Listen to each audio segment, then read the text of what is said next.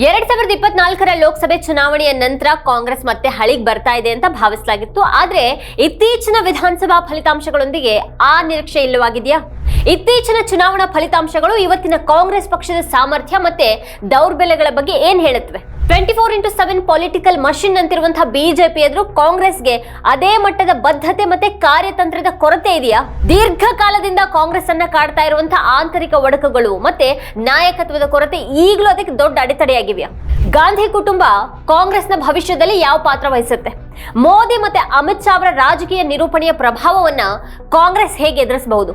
ಬರ್ಖಾದತ್ ಅವರೊಂದಿಗಿನ ಮಾತುಕತೆಯಲ್ಲಿ ಕಾಂಗ್ರೆಸ್ ನಾಯಕ ಪವನ್ ಖೇರಾ ಅವರು ಕಾಂಗ್ರೆಸ್ನ ಆಂತರಿಕ ಸವಾಲುಗಳ ಬಗ್ಗೆ ಏನ್ ಹೇಳಿದ್ದಾರೆ? ಪಕ್ಷದ ಭವಿಷ್ಯದ ಬಗ್ಗೆ ಅವು ಕೊಡುವಂತಹ ಸುಳಿವುಗಳೇನು? ಲೋಕಸಭೆ ಚುನಾವಣೆಯ ಬಳಿಕ ಸತತ ಸೋಲು ಕಾಣ್ತಾ ಇರುವಂತಹ ಕಾಂಗ್ರೆಸ್ನ ವರ್ತಮಾನ ಹಾಗೆ ಭವಿಷ್ಯದ ಕುರಿತ ಈ ಪ್ರಶ್ನೆಗಳಿಗೆ ಕಾಂಗ್ರೆಸ್ ಹಿರಿಯ ನಾಯಕ ಪವನ್ ಖೇರಾ ಅವರು ಏನ್ ಹೇಳಿದ್ದಾರೆ ಅನ್ನೋದನ್ನ ಇವತ್ತಿನ ವಿಡಿಯೋದಲ್ಲಿ ನಾವು ನೋಡೋಣ. ಆದ್ರೆ ಅದಕ್ಕೂ ಮುನ್ನ ನೀವಿನ್ನೂ ನಮ್ಮ ಚಾನೆಲ್ ಅನ್ನು ಸಬ್ಸ್ಕ್ರೈಬ್ ಮಾಡಿಲ್ಲ ಅನ್ನೋದಾದ್ರೆ ಈಗಲೇ ಈ ವಿಡಿಯೋದ ಕೆಳಗೆ ಕಾಣ್ತಾ ಇರುವಂತಹ ಸಬ್ಸ್ಕ್ರೈಬ್ ಬಟನ್ ಹಾಗೆ ಪಕ್ಕದಲ್ಲಿರುವಂತಹ ಬೆಲ್ ಐಕಾನ್ ಪ್ರೆಸ್ ಮಾಡಿ ನಮ್ಮನ್ನ ಪ್ರೋತ್ಸಾಹಿಸಿ. ಕಾಂಗ್ರೆಸ್ ಭವಿಷ್ಯ ಹಾಗೂ ರಾಹುಲ್ ನಾಯಕತ್ವದ ಬಗ್ಗೆ ನಿಮಗೇನು ಅಭಿಪ್ರಾಯ ಇದೆ ಅದನ್ನ ಕೆಳಗಡೆ ಕಮೆಂಟ್ ಮಾಡಿ. ಈ ವಿಡಿಯೋವನ್ನ ಮಿಸ್ ಮಾಡದೆ ಕೊನೆವರೆಗೂ ನೋಡಿ. ಹಾಗೆ ಇದರ ಲಿಂಕ್ ಅನ್ನು ನಿಮ್ಮೆಲ್ಲ ಬಂಧು ಮಿತ್ರರಿಗೆ ವಾಟ್ಸ್ಆಪ್ ಮಾಡಿ. ಈಗ ವಿಷಯಕ್ಕೆ ಬರೋಣ. ಮೋಜೋ ಸ್ಟೋರಿಯಲ್ಲಿ ಕಾಂಗ್ರೆಸ್ ಸಂವಹನ ವಿಭಾಗದ ಮುಖ್ಯಸ್ಥ ಪವನ್ ಖೇರಾ ಅವರೊಂದಿಗೆ ಬರ್ಖಾದತ್ ಮಾತುಕತೆ ಇದೆ. ಕಳೆದ ಲೋಕಸಭೆ ಚುನಾವಣೆಯಲ್ಲಿ ಮೂಡಿದಂತಹ ಆಶಾವಾದ ಅಷ್ಟೇ ಬೇಗ ಕಾಂಗ್ರೆಸ್ ಪಾಲಿಗೆ ಇಲ್ಲವಾಗಿರುವಂತಹ ಸನ್ನಿವೇಶದಲ್ಲಿ ಖೇರಾ ಅವರ ಮಾತುಗಳು ಇಲ್ಲಿ ಮಹತ್ವದವಾಗಿ ಕೇಳಿಸ್ತವೆ. ಒಂದು ಕಡೆಗೆ ಮೋದಿ ಮತ್ತೆ ಅಮಿತ್ ಶಾ ಅವರ ತಂತ್ರಗಾರಿಕೆ ಮತ್ತೆ ಚಾಣಾಕ್ಷತನ ಇರುವಾಗ ನಾಯಕತ್ವದ ಕೊರತೆ ಮತ್ತೆ ಒಳ ಜಗಳ ಭಾರವನ್ನೇ ಬಹುಕಾಲದಿಂದ ಹೊತ್ಕೊಂಡು ಸಾಗಿ ಬಂದಿರುವಂತಹ ಕಾಂಗ್ರೆಸ್ ಕಥೆ ಏನು? ಈಗಿನ ಸಂದರ್ಭದಲ್ಲಿ ಅದು ಹೇಗೆ ತನ್ನ ಭವಿಷ್ಯವನ್ನ ರೂಪಿಸಿಕೊಳ್ಬೇಕಾಗಿದೆ? ಇವತ್ತಿನ ಕಾಂಗ್ರೆಸ್ ಪಾಲಿಗೆ ಗಾಂಧಿ ಕುಟುಂಬ ನಿಜವಾಗಿಯೂ ಬಲ ನೀಡುತ್ತಾ? ಅದು ಬರೀ ನೆರಳಾಗಿ ಕಾಡ್ತಾ ಇದೆ ಅಥವಾ ಬಲವನ್ನ ನೀಡಬಲ್ಲದ? ಇಂಥ ಹಲವು ಅನುಮಾನಗಳಿಗೆ ಉತ್ತರಿಸುವಂತಹ ಯತ್ನ ಖೇರಾ ಅವರ ಮಾತುಗಳಲ್ಲಿದೆ. ಕಾಂಗ್ರೆಸ್ನಲ್ಲಿ ಆಗಬೇಕಾದಂತಹ ಬದಲಾವಣೆಯ ಪ್ರಕ್ರಿಯೆಯನ್ನ ಖೇರಾ ಒಂದು ಮನೆಯ ನವೀಕರಣ ಪ್ರಕ್ರಿಯೆಗೆ ಹೋಲಿಸ್ತಾರೆ. ನವೀಕರಣದ ಸಮಯದಲ್ಲಿ ಎಲ್ಲಾನು ಅಸ್ತವ್ಯಸ್ತವಾಗಿದ್ದ ಹಾಗೆ ಕಂಡ್ರು ಹಾಗೆ ಹೇಳೋದಿಕ್ಕೆ ಸಾಧ್ಯ ಇಲ್ಲ. ಅಲ್ಲಿ ನವೀಕರಣ ನಡೀತಾ ಇರುತ್ತೆ. ಅದು ಮನೆಯನ್ನ ನವೀಕರಿಸುವಾಗಿನ ಒಂದು ಮನಸ್ಥಿತಿ. ಆದ್ರೆ ಹೊಸತಾಗತ್ತೆ ಅನ್ನುವಂಥ ಒಂದು ಭರವಸೆ ಸ್ಪಷ್ಟವಾಗಿದೆ ಅಂತ ಹೇಳ್ತಾರೆ ಅವರು. ಕಾಂಗ್ರೆಸ್ ಹಳೆಯ ಮತ್ತೆ ಬಹಳ ದೊಡ್ಡ ಪಕ್ಷ. ಬದಲಾವಣೆಗಳು ಸ್ಪಷ್ಟವಾಗಿ ಕಾಣಿಸೋದಿಲ್ಲ. ಬದಲಾವಣೆಗಳು ಹಠಾತ್ತಾಗಿಯೂ ಕೂಡ ಕಾಣೋದಿಲ್ಲ. ಸಮಯ ತೆಗೆದುಕೊಳ್ಳುತ್ತೆ. ಹೊರಗಿನಿಂದ ನೋಡೋರಿಗೆ ಈ ಒಂದು ಪ್ರಕ್ರಿಯೆ ತುಂಬಾ ಕಾಲದವರೆಗೆ ಎಳೆದಂತೆ ಕಾಣಿಸಬಹುದು ಅನ್ನುವಂಥದ್ದು ಖೇರಾ ಅವರ ಸಮಜಾಯಿಷಿಯಾಗಿದೆ. ಆದ್ರೆ ಈಗಿನದು ದೀರ್ಘ ಪ್ರತಿಕ್ರಿಯೆಯಾಗಲಿದೆ ಅಂತ ನಾನು ಭಾವಿಸೋದಿಲ್ಲ. ಮತ್ತೆ ಅದು ಹೊರಗಷ್ಟೇ ಚಂದ ಕಾಣುವಂತೆ ಮಾಡೋದು ಆಗಿರೋದಿಲ್ಲ ಅಂತ ಹೇಳಿದ್ದಾರೆ ಅವರು. ಇದು ಕಲಿಯುತ್ತಾ ಸರಿಪಡಿಸುತ್ತಾ ಹೋಗುವಂತ ಒಂದು ಪ್ರಯಾಣ. ಎಲ್ಲಾ ಲೋಪದೋಷಗಳನ್ನ ಮುಚ್ಚೋದಿಕ್ಕೆ ಪ್ರಯತ್ನ ಪಡ್ತೀವಿ ಅಂತ ಹೇಳ್ತಾರೆ. ಆದ್ರೆ ಲೋಕಸಭೆ ಚುನಾವಣೆಯಲ್ಲಿನ ಯಶಸ್ಸು ಮತ್ತೆ ವಿಧಾನಸಭೆ ಚುನಾವಣೆಗಳಲ್ಲಿನ ಸೋಲನ್ನ ಹೋಲಿಸೋದನ್ನ ಅವರು ಒಪ್ಪೋದಿಲ್ಲ. 2018ರಲ್ಲಿ ರಾಜಸ್ಥಾನ ವಿಧಾನಸಭಾ ಚುನಾವಣೆಯನ್ನ ಗೆದ್ದಿದ್ದಂತಹ ಕಾಂಗ್ರೆಸ್ ಕೆಲವೇ ತಿಂಗಳ ಬಳಿಕ ನಡೆದಂತಹ ಲೋಕಸಭೆ ಚುನಾವಣೆಯಲ್ಲಿ ರಾಜಸ್ಥಾನದ ಎಲ್ಲಾ ಸೀಟ್ಗಳನ್ನ ಕಳೆದುಕೊಂಡದನ್ನ ಉದಾಹರಣೆಗೆ ಅವರು ಉಲ್ಲೇಖ ಮಾಡ್ತಾರೆ. ಹರಿಯಾಣದಲ್ಲಿನ ಸೋಲನ್ನ ಖಂಡಿತವಾಗಿಯೂ ಆಘಾತಕಾರಿ ಅಂತ ಅವರು ಒಪ್ಪುತ್ತಾರೆ. ಆದ್ರೆ ಚುನಾವಣಾ ಆಯೋಗದ ಬಗ್ಗೆ ಹೇಳಿದಷ್ಟು ಸಾಕಾಗೋದಿಲ್ಲ. ನಾವು ಅದ್ರ ಬಗ್ಗೆ ಚರ್ಚೆ ಮಾಡೋದನ್ನ ಮುಂದುವರಿಸಬೇಕು ಮತ್ತೆ ಅದರ ಪಾತ್ರವನ್ನ ಬಹಿರಂಗಪಡಿಸೋದನ್ನ ಮುಂದುವರಿಸಬೇಕು ಅಂತ ಹೇಳಿದ್ದಾರೆ ಖೇರಾ.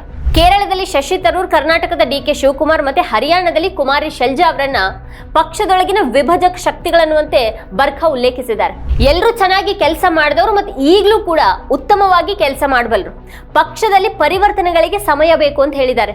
ನಾವು ಪರಸ್ಪರ ಭಾವನಾತ್ಮಕವಾಗಿ ಸಂಪರ್ಕವನ್ನ ಹೊಂದಿದ್ದೀವಿ. ಇದು ಬಿಜೆಪಿಗಿಂತ ಭಿನ್ನವಾಗಿದೆ. ಅವರ ರಿಮೋಟ್ ಕಂಟ್ರೋಲ್ ನಾಗ್ಪುರದಲ್ಲಿದೆ. ಬಿಜೆಪಿಯಲ್ಲಿ 2 ರಿಮೋಟ್ ಕಂಟ್ರೋಲ್ಗಳು ಕಾರ್ಯನಿರ್ವಹಿಸುತ್ತವೆ. ಅಲ್ಲಿ ಪರಸ್ಪರ ಭಾವನಾತ್ಮಕ ಸಂಪರ್ಕ ಇಲ್ಲ. ಅದು ಕೇವಲ ವಹಿವಾಟಿನ ಸಂಬಂಧ. ಆದ್ರೆ ನಾವು ಪರಸ್ಪರ ಭಾವನಾತ್ಮಕ ಸಂಬಂಧವನ್ನ ಹೊಂದಿದೀವಿ ಅಂತ ಖೇರಾ ಹೇಳಿದ್ದಾರೆ. ಕಾಂಗ್ರೆಸ್ನಲ್ಲಿ ಗಾಂಧಿ ಕುಟುಂಬದ ರಿಮೋಟ್ ಕಂಟ್ರೋಲ್ ಇದೆ ಅಲ್ವಾ ಅನ್ನುವಂಥ ಒಂದು ಪ್ರಶ್ನೆಗೆ ಮಲ್ಲಿಕಾರ್ಜುನ್ ಖರ್ಗೆ ಅವರು ಚುನಾವಣೆಯ ಮೂಲಕ ಅಧ್ಯಕ್ಷರಾದದನ್ನ ಪ್ರಸ್ತಾಪ ಮಾಡ್ತಾರೆ. ಬಿಜೆಪಿಯಲ್ಲಿ ಹಾಗಾಗತ್ತಾ? ಅಲ್ಲಿ ಚುನಾವಣೆ ಎಲ್ಲಿದೆ ಅಂತ ಅವ್ರು ಕೇಳ್ತಾರೆ. ಹಾಗೆ ಮಾತು ನಾಯಕತ್ವದ ವಿಚಾರಕ್ಕೆ ಹೊರಳುತ್ತೆ. ಡಾಕ್ಟರ್ ಮನಮೋಹನ್ ಸಿಂಗ್ ಯಾವತ್ತಿಗೂ ರಾಜ್ಯದ ಮುಖ್ಯಮಂತ್ರಿಯಾಗಿರಲಿಲ್ಲ, ಎಂದಿಗೂ ಶಾಸಕರಾಗಿರಲಿಲ್ಲ, ಎಂದಿಗೂ ಲೋಕಸಭಾ ಸಂಸದರಾಗಿರಲಿಲ್ಲ. ಆದ್ರೆ ಅವ್ರ ಸ್ವಂತ ಅರ್ಹತೆಯಿಂದಾಗಿ 2 ಅವಧಿಗೆ ಅವರು ಪ್ರಧಾನಿಯಾಗಿದ್ದಾರೆ ಅಂತ ಹೇಳಿದ್ರು. ಕೇರಳದಲ್ಲಿನ ತರೂರ್ ಭಿನ್ನ ನಡೆಯ ಬಗ್ಗೆ ಪ್ರಶ್ನೆ ಬಂದಾಗ ಕಾಂಗ್ರೆಸ್ ನಾಯಕತ್ವ ಕೇರಳ ಕಾಂಗ್ರೆಸ್ನ ಎಲ್ಲಾ ಸದಸ್ಯರೊಂದಿಗೆ ಸಭೆ ನಡೆಸಿ ಭಿನ್ನಾಭಿಪ್ರಾಯಗಳನ್ನ ಪರಿಹರಿಸೋದಕ್ಕೆ ಪ್ರಯತ್ನ ಪಟ್ಟಿತ್ತು ಅನ್ನುವಂಥ ಅನುಮಾನಕ್ಕೂ ಖೇರಾ ಉತ್ತರಿಸಿದ್ದಾರೆ. ಪ್ರತಿ ಚುನಾವಣೆಯಲ್ಲೂ ಅಂತಹ ಸಭೆಗಳು ನಡೀತಾ ಇವೆ. ಯಾರೂ ಅಸಮಾಧಾನಗೊಂಡಿಲ್ಲ. ಇದು ಕೇವಲ ಮಾಧ್ಯಮದ ಒಂದು ಗುಂಪಿನ ಗ್ರಹಿಕೆ ಮಾತ್ರ. ದೇಶದ ನಿಜವಾದ ಸಮಸ್ಯೆಗಳಿಂದ ಜನರ ಗಮನವನ್ನ ಬೇರೆ ಕಡೆ ತಿರ್ಸೋದಕ್ಕೆ ಬಿಜೆಪಿ ಸಹಾಯ ಮಾಡುವಂತ ಒಂದು ಶಾಖೆ ಅದಾಗಿದೆ ಅಂತ ಅವ್ರು ವ್ಯಂಗ್ಯಾಡಿದ್ದಾರೆ. ಮೋದಿ ಟ್ರಂಪ್ ಭೇಟಿಯನ್ನ ತರೂರ್ ಹೊಗಳಿದ್ರ ಬಗ್ಗೆ ಪ್ರತಿಕ್ರಿಯಿಸಿರುವಂತಹ ಖೇರಾ ಅದು ಅವರವರ ವೈಯಕ್ತಿಕ ಅಭಿಪ್ರಾಯ. ಯಾಕಂದ್ರೆ ಪ್ರಧಾನಿ ಮತ್ತೆ ಟ್ರಂಪ್ ಭೇಟಿಯಿಂದ ಭಾರತಕ್ಕೆ ಏನಾದ್ರೂ ಸಿಕ್ಕಿದೆ ಅಂತ ಪ್ರಧಾನಿ ಕೂಡ ಒಪ್ಪೋದಿಲ್ಲ. ತರೂರ್ ಹೇಳಿಕೆ ಯಾವ ಸಂದರ್ಭದಲ್ಲಿ ಬಂತು ಅನ್ನೋದನ್ನ ನೋಡ್ಬೇಕು. ಇಲ್ಲದೆ ಹೋದ್ರೆ ಹೇಳಿಕೆಯ ಅರ್ಥ ತಿರುಚಲ್ಪಡುವಂತ ಸಾಧ್ಯತೆ ಹೆಚ್ಚು, ತಪ್ಪಾದ ಅರ್ಥ ಬರುತ್ತೆ. ಆದ್ರಿಂದ ನಾನು ಅದನ್ನ ಅಷ್ಟು ಗಂಭೀರವಾಗಿ ನೋಡೋದಿಲ್ಲ ಅಂತ ಅವ್ರು ಹೇಳಿದ್ದಾರೆ.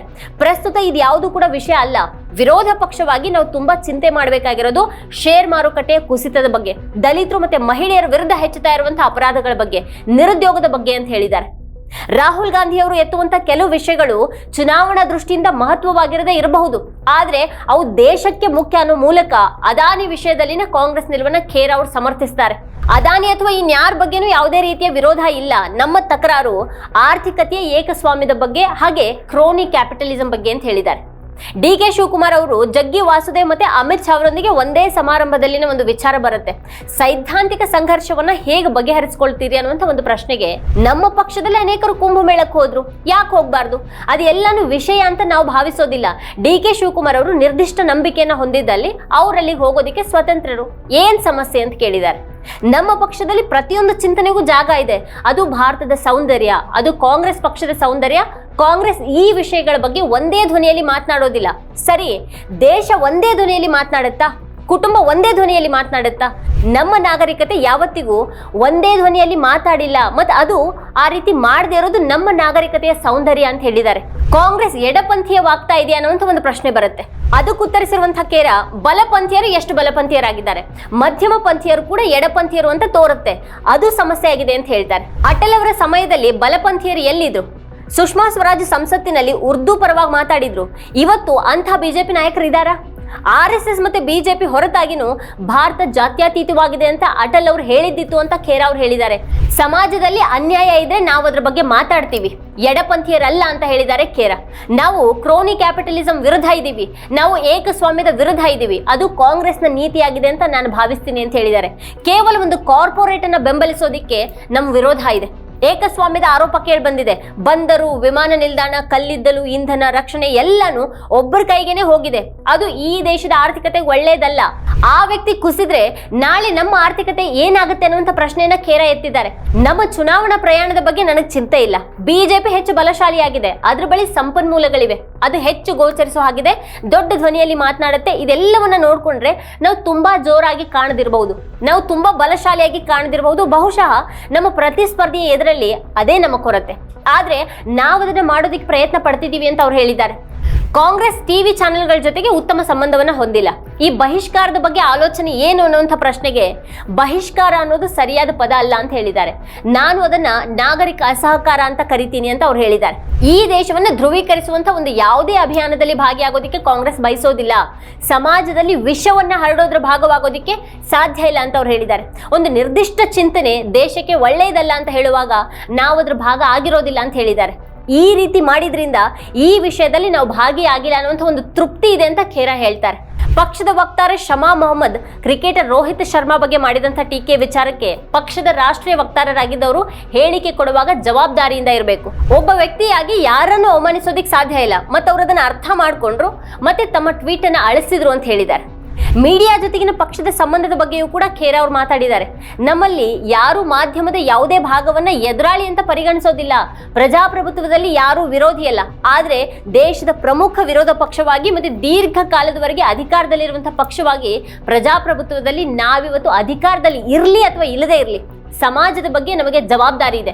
ಮತ್ತು ಆ ಜವಾಬ್ದಾರಿಯ ಕಾರಣದಿಂದಾಗಿ ಮಾಧ್ಯಮದ ಒಂದು ವಿಭಾಗದ ಬಗ್ಗೆ ಕೆಲವು ತಕರಾರುಗಳನ್ನ ಎತ್ತಬೇಕಾಗುತ್ತೆ ಅಂತ ಹೇಳಿದ್ದಾರೆ. ಕಾಂಗ್ರೆಸ್ ಶಿವಸೇನೆಯೊಂದಿಗೆ ಮೈತ್ರಿ ಮಾಡಿಕೊಂಡಿದ್ರ ಬಗೆಗಿನ ಪ್ರಶ್ನೆಗೆ ಉತ್ತರಿಸುವಂತ ಖೇರಾ, ಮಧ್ಯಮ ಪಂಥ ಎಡಪಂಥೀಯ ವಿರೋಧಿನೂ ಅಲ್ಲ, ಬಲಪಂಥೀಯ ವಿರೋಧಿನೂ ಅಲ್ಲ, ಅದು ಎರಡರ ಜೊತೆಗೂ ಮೈತ್ರಿ ಬೆಳೆಸಬಹುದು.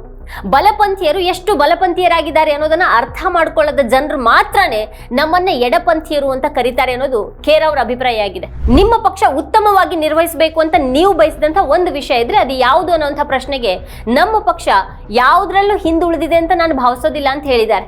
ಬಿಜೆಪಿಯ ಸುಳ್ಳುಗಳು ನಮ್ಮ ಸತ್ಯಕ್ಕಿಂತ ವೇಗವಾಗಿ ಹರಡುತ್ತವೆ ಮತ್ತೆ ಬಹುಶಃ ನಾವು ನಮ್ಮ ಸತ್ಯದಲ್ಲಿ ತುಂಬಾ ಸುರಕ್ಷಿತವಾಗಿದ್ದೀವಿ ಅಂತ ಹೇಳಿದ್ದಾರೆ. ಮೋದಿ ಮತ್ತೆ ಶಾ 24/7 ರಾಜಕಾರಣಿಗಳಾಗಿದ್ರೆ ಅದರ ಫಲಿತಾಂಶ ಏನು?